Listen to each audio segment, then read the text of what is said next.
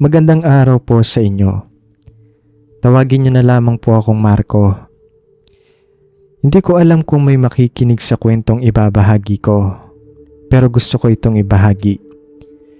Tungkol ito sa kuya ko, si Tim, at ang karanasang tumatak sa buhay namin. Noong taong 2010, isang napakalakas na bagyo ang dumaan sa amin. Nawasak ang maraming bahay. Natabunan ng putik ang ilang daan at maraming buhay ang nawala. Ilang linggo kaming walang kuryente at ang tubig ay mahirap din. Pero sa kabila ng trahedya, may mga taong hindi nagdalawang isip na tumulong. Isa na rito ang matalik na kaibigan ni Kuya Tim, si Lorenzo. Isa siyang nurse na kinontrata ng gobyerno para mamigay ng gamot at magbigay ng libreng check-up sa mga nasalanta.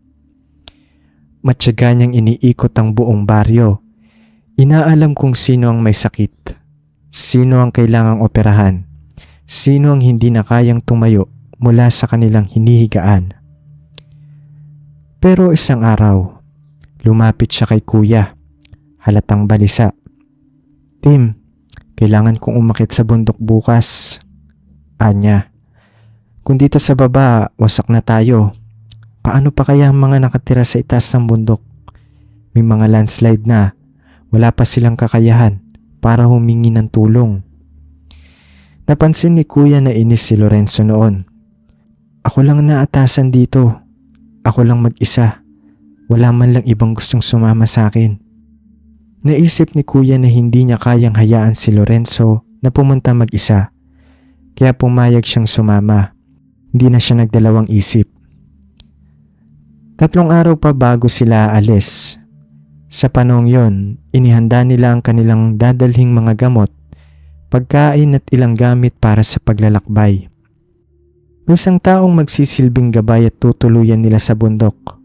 Si Aling Rhea, isang tagapagsilbi sa barangay dati.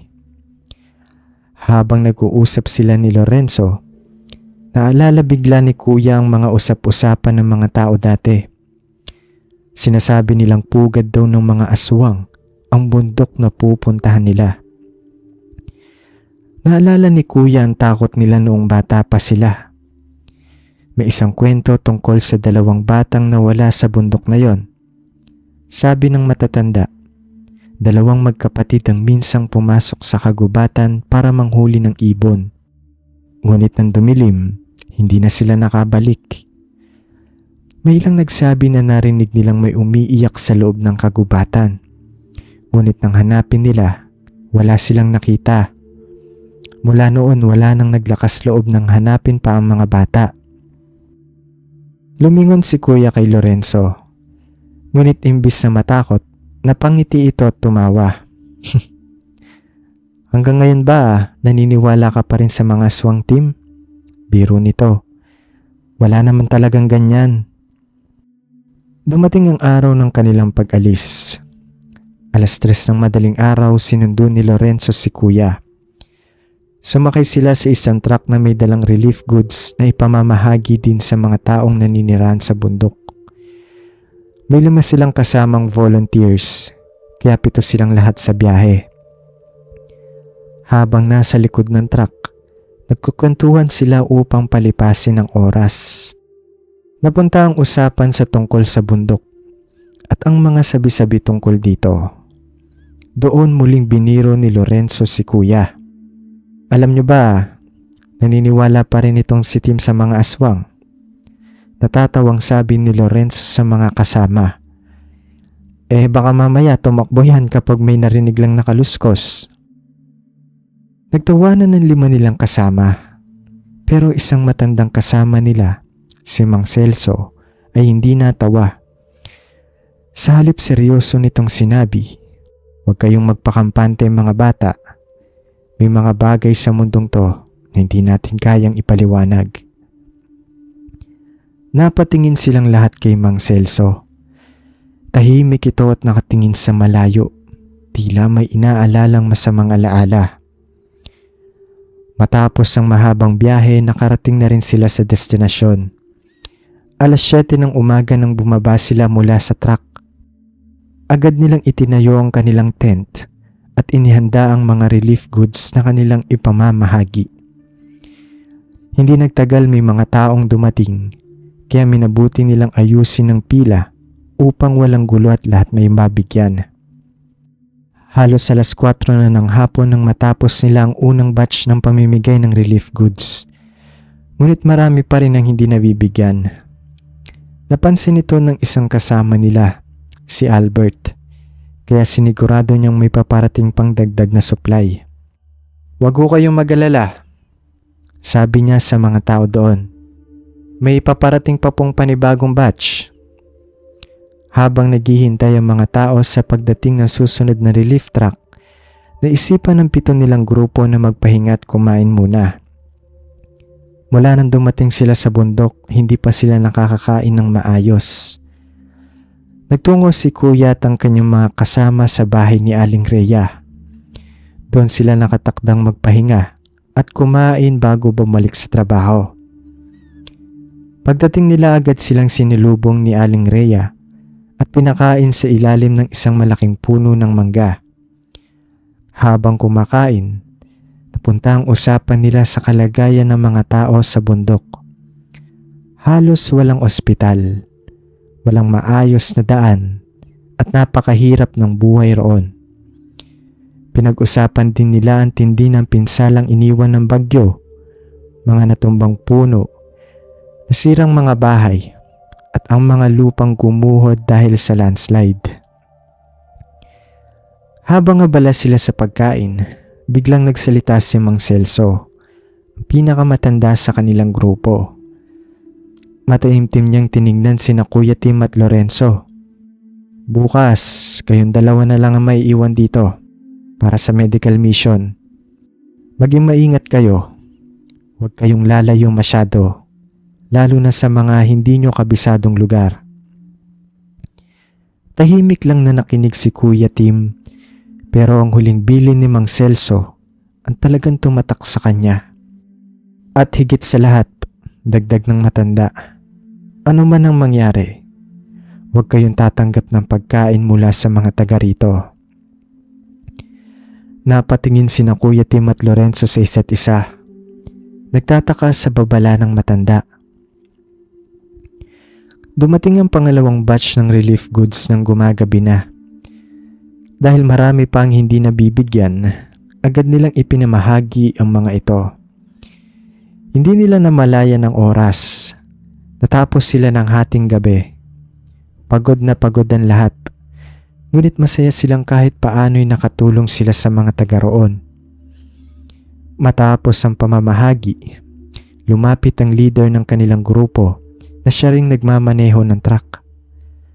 Sinabi nitong uuwi na ang 5 nilang kasamahan at sina Kuya at Lorenzo na lang ang maiiwan upang ipamahagi ang natitirang relief goods kinabukasan, kasabay ng kanilang medical mission. "Lorenzo," sabi ng leader, "kapag tapos na ang mission ninyo rito, ipaalam mo lang para masundo namin kayo." Tumango lang si Lorenzo at Kuya Tim. Habang umaalis ang truck pabalik sa bayan, dahan-dahang lumubog ang katahimikan sa paligid. Sila na lang ang dalawang natira. Silang dalawa na lang ang naiwan sa isang lugar na hindi nila kabisado. Noong gabing yon, nagpalipas sila ng oras sa bahay ni Aling Rhea. Sa wakas, nakahinga sila ng maluwag at nakahiga sa isang ligtas na lugar. Magkasama sila sa isang silid. 2 kwarto lang ang bahay ni Aling Rhea, kaya't silang dalawa lang ang natulog doon sa isa. Tahimik ang buong paligid, pero hindi raw mapakali si Kuya. Ramdam niya ang malamig na simoy ng hangin na tila may dalang hindi maipaliwanag na pakiramdam. Pagsapit ng umaga, inihanda na nila ang kanilang mga gamit para sa medical mission. Upang mapabilis ang trabaho, nagpasya silang mag-iwalay ng gawain. Si Kuya Tim ang mamamahagi ng mga gamot, habang si Lorenzo naman na mag-iikot sa bawat bahay upang magsagawa ng libreng check-up. 9 ng umaga nang umalis sila. Si Aling Rhea ang nag-asikaso ng tutuluyan ni Lorenzo.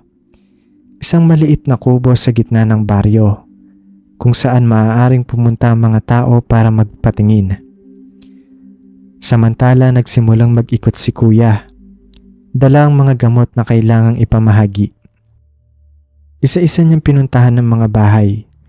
Sinisiguradong makakarating ang tulong sa bawat nangangailangan. Nagpatuloy si Kuya sa paglilibot sa baryo. Dala ang mga gamot na ipamamahagi niya.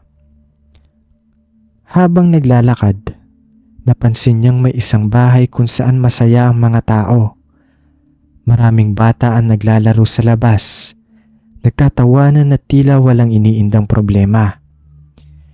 Maya-maya lumabas ang ina ng mga bata at nilapitan siya. Agad siyang nagpakilala. "Magandang umaga po. Nagpapamigay po kami ng libreng gamot," sabi ni Kuya Tim.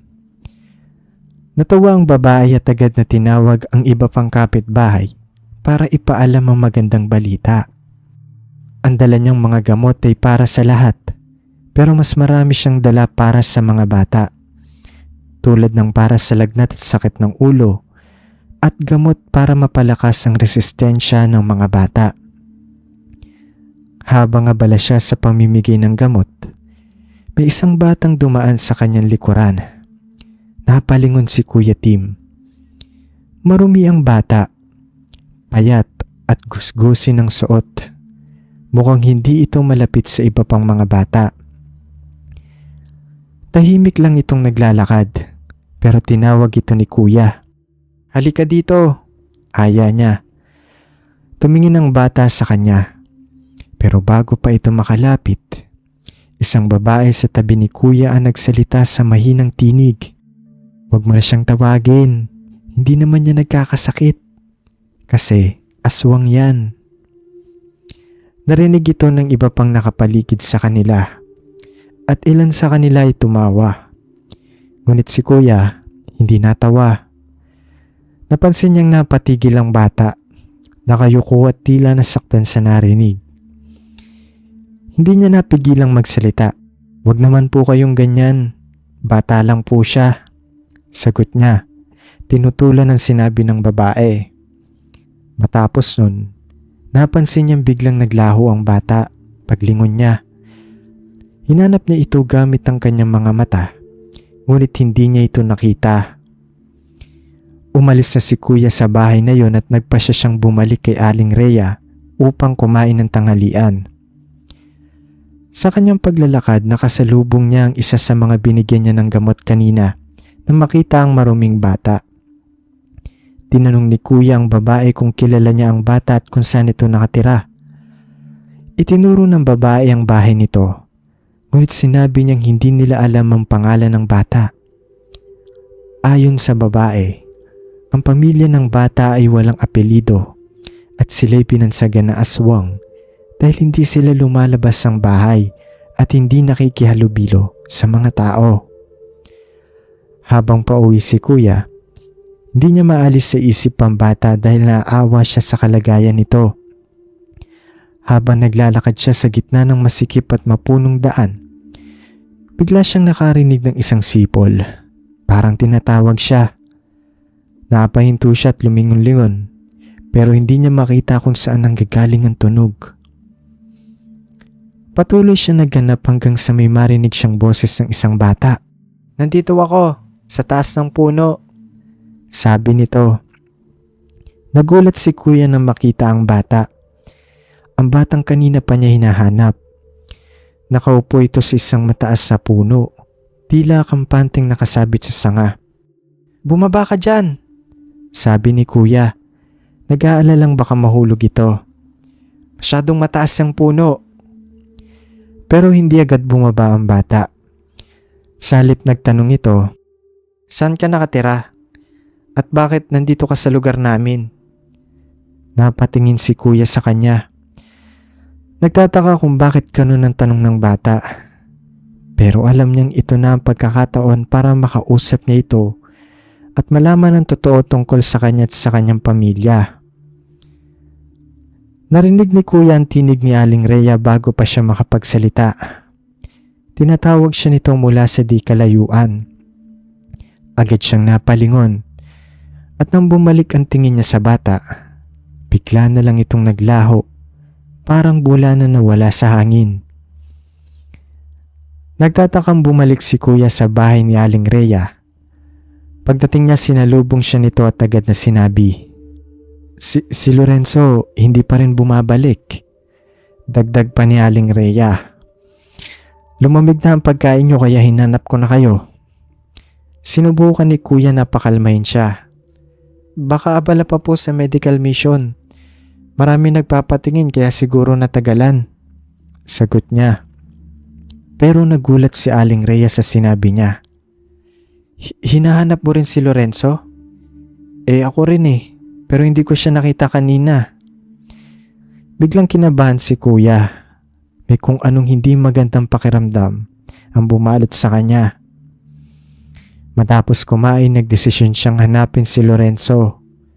Kinausap niya ang ilang tao sa lugar, pero ang sabi nila, umalis na daw ito kanina pa. Nang umuwi si kuya, halos dumidilim na ang paligid. Pero si Lorenzo, hindi pa rin nakakauwi. Nagpasya silang tawagan ng mga tanod upang tulungan silang hanapin ito. Kahit na gabi na at madilim, nagpatuloy ang paghahanap nila kay Lorenzo. Halos 10 tao nang tumulong sa paghahanap, kasama na si kuya at Aling Rhea. Walang kuryente sa baryo, kaya't lalong naging mahirap ang paghahanap. Isa sa mga tanod ang nagsabi, pagpabukas na natin ang paghahanap kasi hating gabi na. Nung gabi na yon, hindi nakatulog si kuya. Palagi niyang iniisip na hindi siya aalis ng bundok nang wala si Lorenzo. Kinabukasan muling naghanap sila at nang mag-isa na lang si kuya, muling nakita niya ang bata. Nasa taas na naman ito ng puno. Nang makita siya ng bata, sinabi nito kay kuya, alam ko kung nasaan ang hinahanap mo. Nagulat si kuya pero masaya rin siya. Nang bumaba ang bata mula sa puno, sinabi nitong, sundan mo ko. Sumunod si kuya sa bata. Tumakbo sila at pumasok sila sa mapunong kagubatan. Makalipas ang ilang sandali, nakita nila ang isang kubo at pumunta doon ang bata. Nang makarating sila sa kubo, tumigil ang bata at pinapasok si kuya. Pagpasok niya, nakita niya si Lorenzo. Nakatali, walang malay, may takip sa mata at bibig. At ang mga paa niya at kamay nito ay nakagapos sa pader. Nilapitan ni kuya si Lorenzo. Ginising ito at tinanggal ang mga tali. Matapos ang ilang minuto, unti-unting nagising si Lorenzo. Agad nilang iniwan ang kubo. Kasama si Lorenzo na halos mahulog dahil nakaakay lang ito. Habang umaalis sila ng kubo, napansin nila ang mga kutsilyo at mga sako na may tuyong dugo. Paglabas nila, nakita nila ang bata na naghihintay sa labas. Tumigil ito sa daraanan nila at tila may binabalak. Bago pa sila makalayo, lumabas ang isang malaking itim na aso mula sa matataas na damo. Mukhang galit na galit ito. Pagkatapos ng ilang sandali, nagsalita ang bata sa isang wika na hindi nila maintindihan. Parang nakikipag-usap siya sa malaking itim na aso. Ang aso ay parang nakikinig at naghihintay ng mga utos mula sa bata. Hindi nagtagal, unti-unting umatras ang aso at tumakbo palayo. Sinabi ng bata kay kuya at Lorenzo, dapat na kayong umalis dito agad. At nagsimulang maglakad palayo ang bata kasama sila. Habang naglalakad sila palabas ng kagubatan, sinamahan sila ng bata hanggang sa halos makalabas na sila sa dilim ng gubat. Ngunit nang biglang tumingin si kuya, wala na ang bata. Nawala ito na parang bula. Muling nagkatinginan si kuya at Lorenzo. Naguguluhan at nagtataka kung anong nangyari. Para naglaho na lang ang bata at hindi nila alam kung saan ito pumunta. Nais kong ibahagi ang natutunan ni na Kuya at Lorenzo. Natutunan nila na may mga misteryo sa buhay na hindi natin kayang ipaliwanag. Ngunit may mga handang tumulong sa oras ng pangangailangan. Sa kabila ng takot, natutunan ni Kuya na hindi siya nag-iisa at si Lorenzo naman ay naging mas maingat. Ang kanilang karanasan ay nagbigay sa kanila ng mahalagang aral. Maraming salamat po sa pakikinig. Hanggang dito na lamang po.